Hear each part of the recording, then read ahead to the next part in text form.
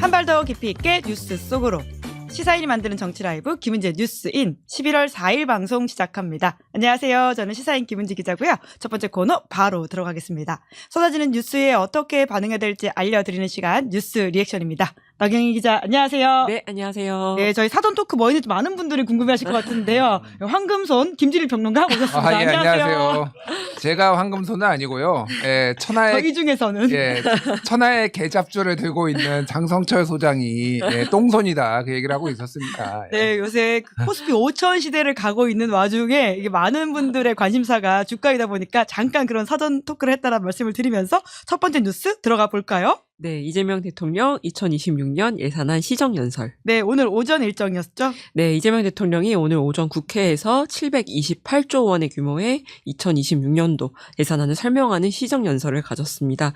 이재명 정부의 첫 본예산이자 전년 대비 8.1%가 증가한 슈퍼 예산안을 설명하는 자리였는데요.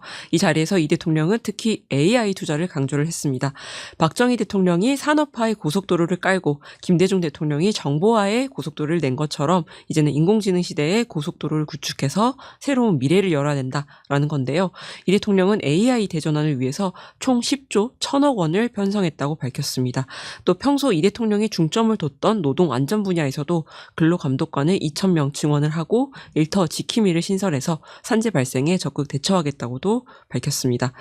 한편 국민의힘은 이재명 대통령의 시정연설을 전면 보이콧했는데요. 본회의장에 들어가지 않고 로텐도홀에서 검은 상복을 입고 검은 마스크를 쓰고 자유민주주의라고 적힌 영정을 든 채 시위를 이어갔습니다.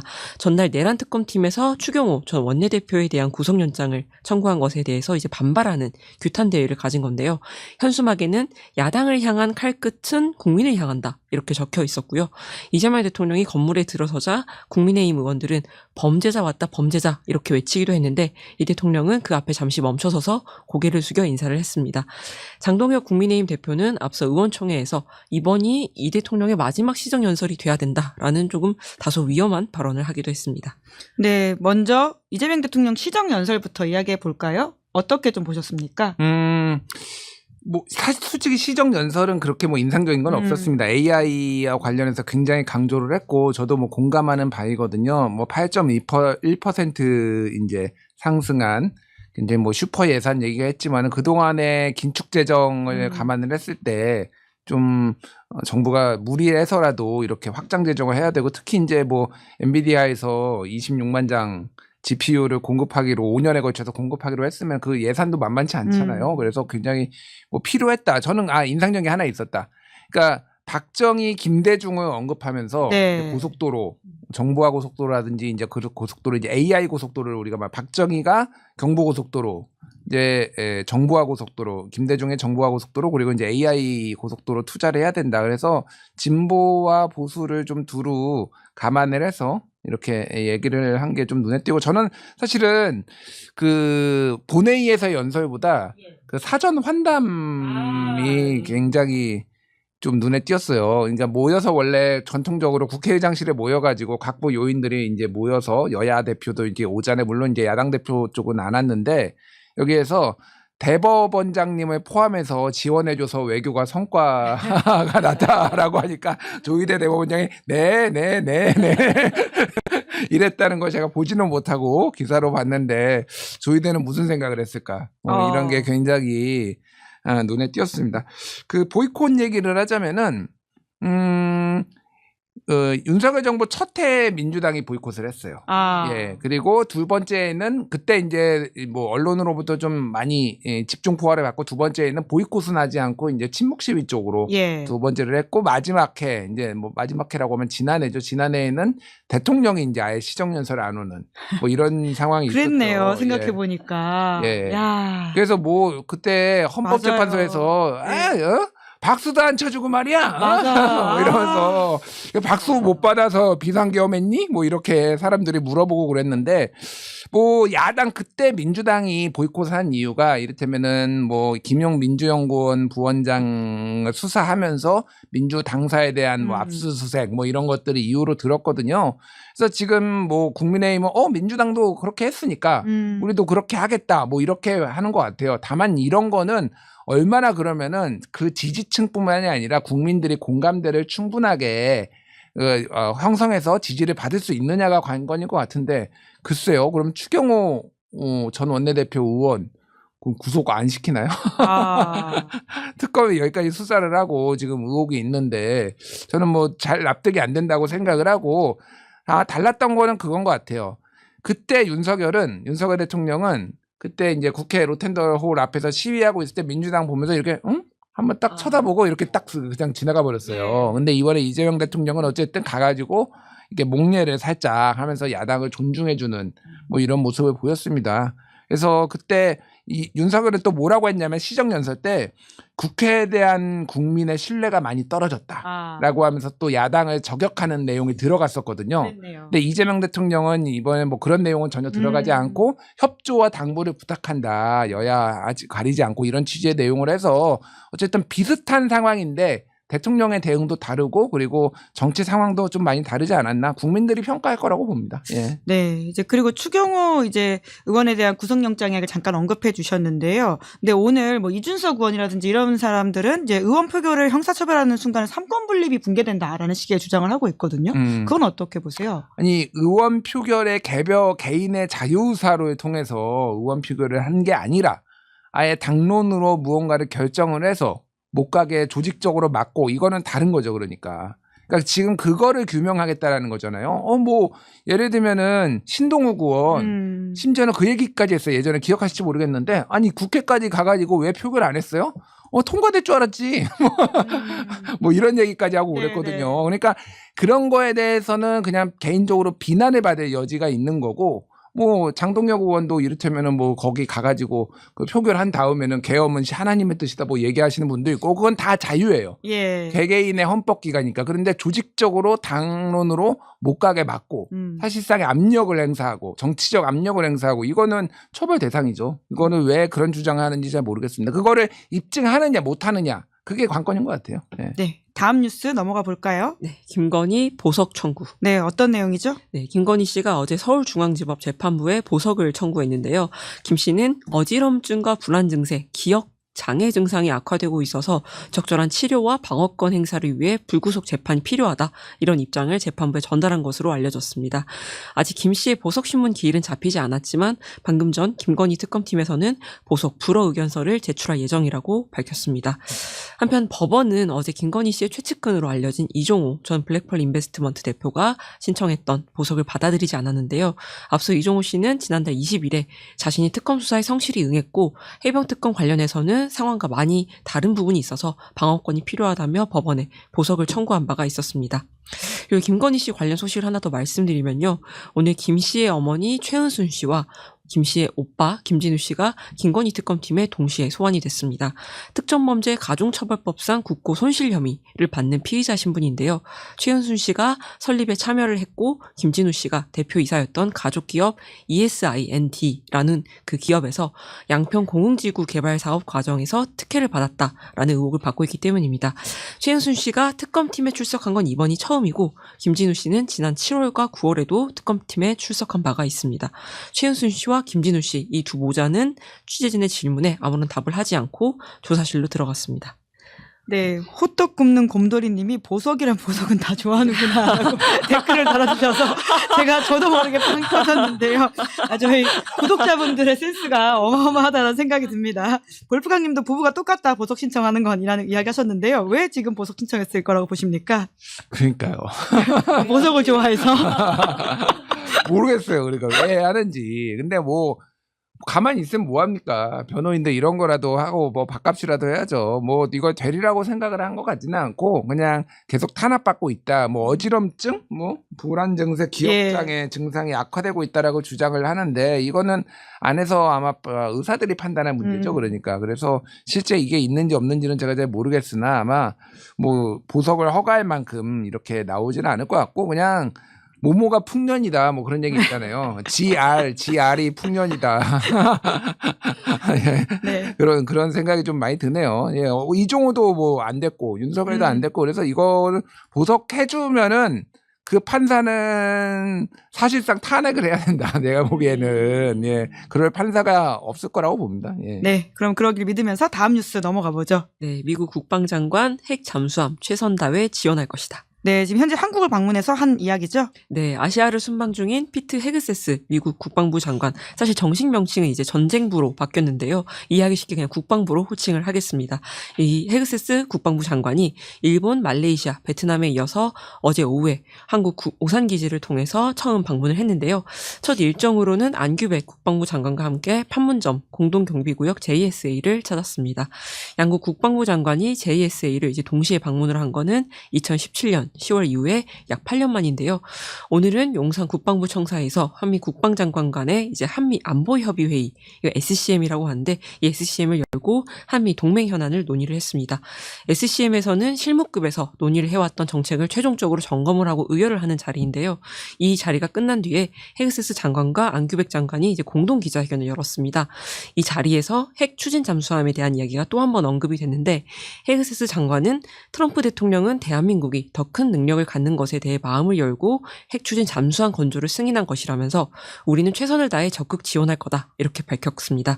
다만 한미 국방부는 이제 SCM 공동 성명은 아직 발표하지 않았는데요. 한미가 이제 통상 안보 합의 내용을 문서화하는 팩트시트 발표와 이 SCM 공동 성명을 함께 연계해서 발표하기 위해서입니다. 또 동아일보 단독 보도에 따르면요. SCM에서 발표할 공동성명에 전시작전 통제권 전환을 위한 노력을 가속화한다. 이런 취지의 문구가 담길 것으로 알려졌다고 합니다. 한미 국방수장이 참여한 안보 분야 최고위급 협의체 이 SCM에서 전자권 전환과 관련해서 가속화라는 표현이 명시되는 건 처음일 것 같은데요. 앞서 헤그세스 장관은 지난달 29일에 이재명 정부가 임기 내 전자권 전환을 추진하고 있는 데 대해서 훌륭한 일이라고 생각한다. 이렇게 밝힌 바가 있습니다. 네, 그 지난주 급발진돼서 굴러가는 핵추진 잠수함이라고 하는 게 진짜 어디까지 가는 건가라는 신기한 생각이 드는데요. 어떻게 보십니까? 그러니까 적극 지원하겠다 예. 이런 거를 이제 확인을 한 거잖아요. 다른 것도 아니고 국방부 장관, 예. 이제 펜타곤이 그러니까 이게 이 핵잠수함을 전 세계에서 보유한 나라가 6나라거든요. 그러니까 6나라가 이제 뭐 미국, 러시아, 중국, 그 영국, 프랑스, 인도까지 있는 거고 지금 핵잠수함을 추진하는 나라가 뭐 호주라든지 이제 한 2개 국이 있고요. 그래서 북한도 지금 건조 중이고. 그래서 이게 이제 좀 확실히 이제 전체적으로 안보에 대한 어떤 시각이 바뀐 것 같다. 그 생각이 들어요. 그러니까 제가 뭐 이게 국방 전문가는 아니지만은 그 전문가들 의견을 좀 들어보고 그러면은 이게 미국 혼자서 모르는 것에 감당하기보다는 예. 동맹 국가들한테 어느 정도 자율성, 전략적 자율성을 약간 주면서 그리고 또 동맹과 같이 맞고 그리고 미국의 무기를 최대한 파는 이런 걸로 좀 가는 것 같아서 사실은 저는 이제 핵잠수함을 이제 어디서 건조하느냐 예. 이것도 되게 중요한 문제잖아요. 우리 지금 국방부에서 얘기한 거는 우리 기술로 건조한다. 오늘 따로 발표한 게. 그리고 그러니까 2020년대 후반에 시작해가지고 2030년대 중후반에 이제 완료해서 건조해서 진수식을 한다. 한 10년 걸린다는 얘기예요. 그러니까. 예. 그래서 이거를 어디에서 어떻게 건조하는지가 이제 굉장히 중요한 핵심 문제가 좀 된 것 같아요. 그거를 설득을 할 수 있고. 그러니까 만약에 정말로 필리조선소를 해야 된다라면 필리조선소에서는 지금 당장 못 하거든요. 그러니까 기반 시설이 없어서.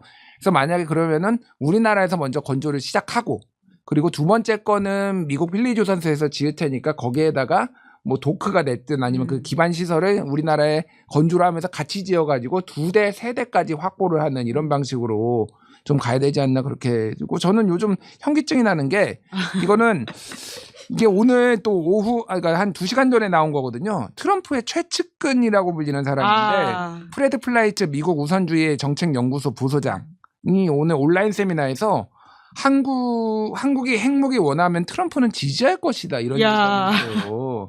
물론 여러 가지 단서 조건이 붙였습니다. 뭐 일본이 원하면 일본도 해줄 수 있다라는 건데 이게 립서비스일지 몰라도 동북아시아의 안보 환경이 근본적으로 바뀌고 있다. 진짜. 그러니까 저는 뭐가 됐든 확보할 수 있을 때 확보해야 된다. 이거 반대하시는 분들도 있죠. 김종대 전 의원 같은 경우에는 조금 이거 너무 과한 거다 우리한테. 핵확산 금지 이런 차원인 거죠? 핵확산 금지도 있고 굳이 연안에서 이렇게 100m짜리 이런 거보다는 작은 것들이 정말 필요한 것들이 있는데 어쨌든 아무 때나 나오는 게 아니라 레어템이잖아. 레어템. 그렇죠. 이 트럼프 시기에 정말 우발적으로 가능한 사건처럼 보이기도 하죠. 당근에 진짜 내가 원하는 레어템이 나오면은 일단 질러야 돼 이거는.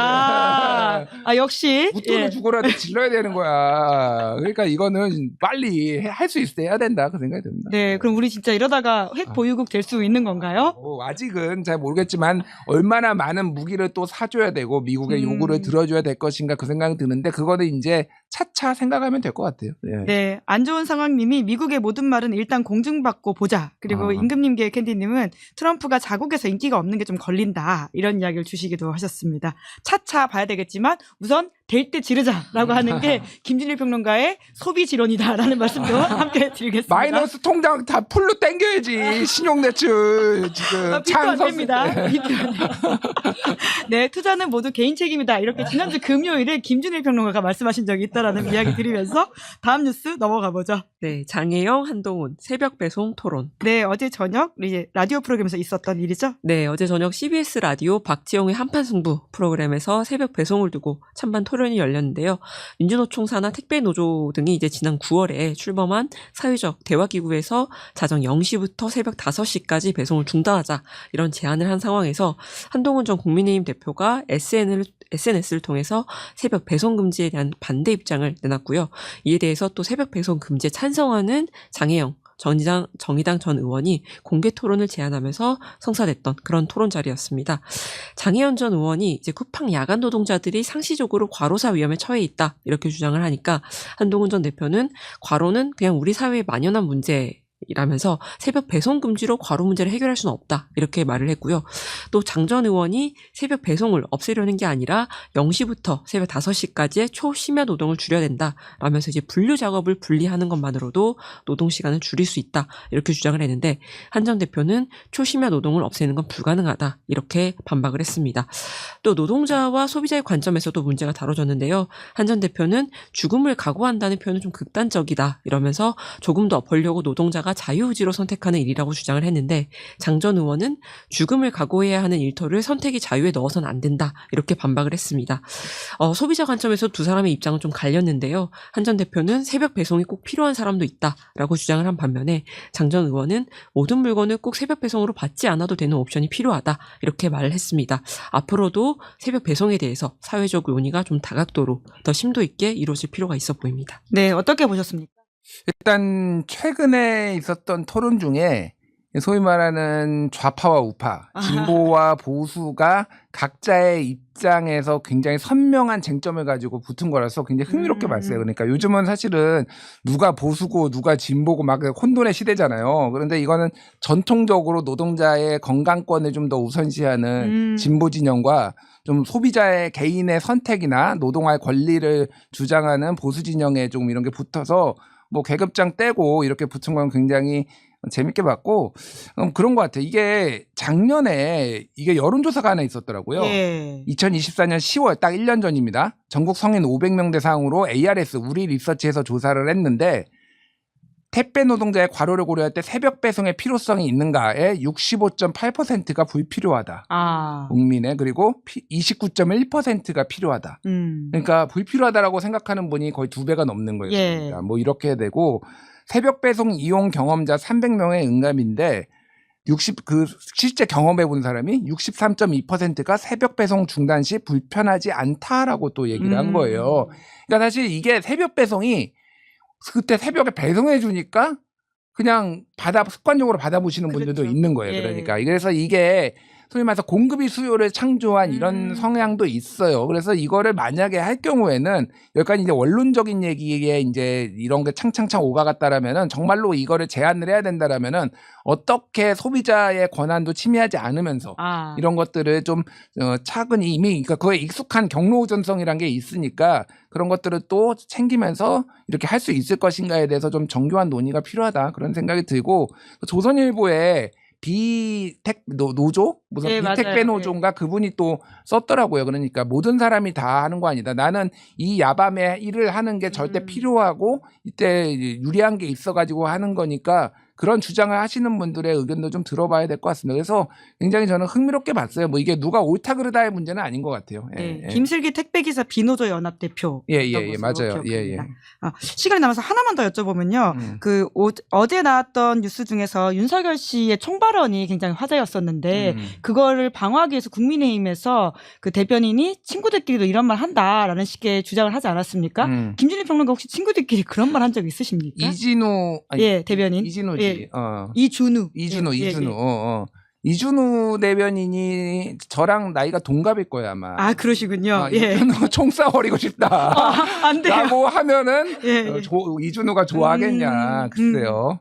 그러니까 이게 상식적으로 얘기를 해요. 대통령의 말 한마디가 얼마나 중요한데. 그러니까 뭐 이거 실제 위협을 받았다라는 거예요. 한동훈 대표가 살해 위협을. 그래서 대피도 하고 뭐 그런 거를 공개를 했잖아. 이게 장난이 아니었다. 제가 보기에는 그런 생각이 들고요. 뭐 윤석열이 그 사람이 그 자리에 있었던 게 얼마나 위험했나 저는 그 생각이 들어요. 자기가 무덤을 팠지만은 결국은 빨리 탄핵이 돼서 다 정권 교체가 돼서 이재명 대통령이 당선이 돼서 에이펙 치르고 한미 관세 협상까지 한 게 얼마나 나라를 위해서 큰 도움이 되었나 자멸을 한 것에 대해서 굉장히 국가적 불행이지만 감사한다 이런 말씀 전하겠습니다. 네, 12월 3일이 다가오고 있다는 생각이 또 덕분에 드네요. 알겠습니다. 두 분 수고 많으셨습니다. 고맙습니다. 네, 감사합니다. 감사합니다. 네, 저는 광고하겠습니다. 비교원이 준비한 최대 128만 원의 혜택 놓치지 마십시오. 인터넷 TV 신규 가입 시에 48만 원, 휴대폰 구입 시에 최대 50만 원, 정수기 렌탈 시 최대 30만 원, 인터넷 가입과 동시에 현재 쓰고 있는 휴대폰에 통신 사면 변경하면 최대 30만 원의 혜택을 돌려드립니다. 인터넷 가입 혜택만 잘 비교해 보십시오. 비교원은 23년 동안 60만 명 누적 가입자에게 983억 원 누적 현금 사은품 지급해 왔는데요. 개인정보 보안도 철저해서 한 건의 보안 사고도 없었다고 합니다. 8억 원 이상의 보증보험을 가입해서 든든하고요. 인터넷, 휴대폰, 정수기 비교는 비교원에서 하십시오. 시사인 유튜브 채널 시청 중이다 이렇게 말씀하고 가입하시면요. 비밀 혜택도 드리고 있다고 하니까 이 혜택 놓치지 마시고요. 자세한 내용은 1670-2571로 상담받으시거나 네이버에서 비교원을 검색하십시오. 자, 11월 4일 뉴스 리액션 여기까지 하고요. 저는 잠시 후에 여의도 박장대소로 돌아오겠습니다. 기다리시는 동안 구독, 좋아요, 알림 설정 부탁드리겠습니다. 고맙습니다. 아니 왜 아직도 3년간 같은 통신사 인터넷